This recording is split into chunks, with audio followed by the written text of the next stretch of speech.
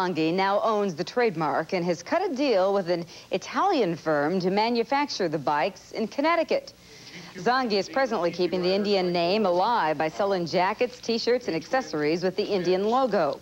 Last night, he settled a lawsuit with a California man, giving him full control of this trademark. It was assigned to me, Philip S. Zanghi, and I assigned it last evening to the Indian Motorcycle Company in Massachusetts. Now the trademark is back to the Indian Motorcycle Company 100%. And he has reached an agreement with an Italian firm to manufacture the bike in East Windsor, Connecticut. I was looking for a motorcycle company that could work with me. I found a foreign company, of course, but they will make the products here in America. Zanghi plans to have the final assembly work take place in Springfield, the historic home of the Indian motorcycle. If all goes well, Zanghi will be the first person to manufacture Indian motorcycles since the original company went bust back in 1951. Motorcycle is back. Production is scheduled for this summer, with the first bike to be unveiled July 4th, 1993. Owner Philip Zanghi tells News 40 a settlement gives him exclusive rights to the Indian trademark, thus making it possible for production to begin. The assembly plant will be located in East Windsor, Connecticut, with a final assembly plant set for 857 State Street, the original production site. We're here to make money with the city of Springfield, not from the city of Springfield. We're here to put people back to work and to supply jobs for the people to enjoy a beautiful life here in America. And I feel that this is just a stepping stone for Indian to put people back to work, not only in Massachusetts, but in all of New England. Zanghi has been marketing accessories such as T-shirts with the Indian logo for months while working to bring the bike back into production. He also plans on exporting the bike to Japan to compete with foreign cycles. The president is in Japan trying to bring more American products there. But a Japanese company, ironically, may be helping revitalize a company right here in Springfield. A Japanese newspaper ran an article about Indian motorcycles being manufactured once again. A Tokyo-based company saw the story and is now interested in importing and selling Indian bikes to Japan. It seems the land that brought us Honda and Kawasaki wants something different, like an American-made motorcycle. This is well-known and something new. So Japanese market is a bit different. We do have good Toyota, Nissan, so many things.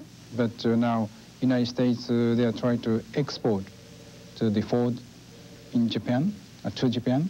But here's Indian name is different.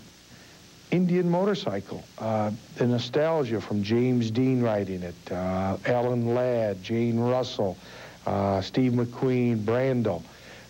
The Japanese are actually trying to become Americanized. They like the American look.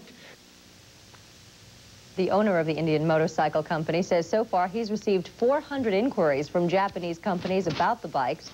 Already T-shirts with the Indian logo are selling in Japan.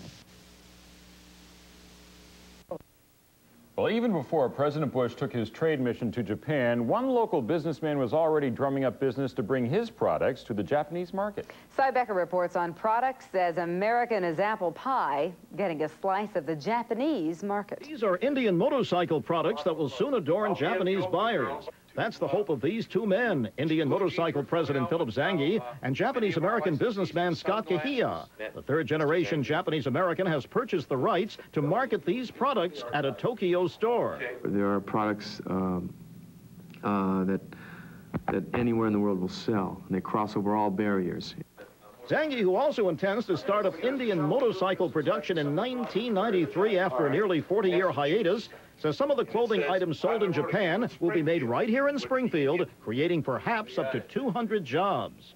Now, with the help of Japan actually buying American-made products to be sold over in Japan, it's going to help our economy and really let the world know that America is not sleeping.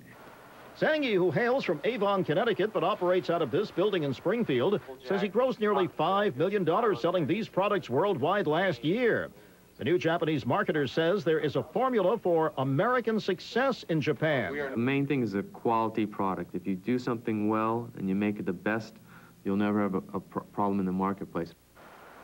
They are now trying to set an example with a Springfield connection that other firms hungry for Japanese business can quickly follow. In Springfield, Cy Becker, News Center 22. 200 new jobs will be created here at the old Springfield Indian Motorcycle Factory. It was 1953 when the last Indian bikes like this rolled off the assembly line.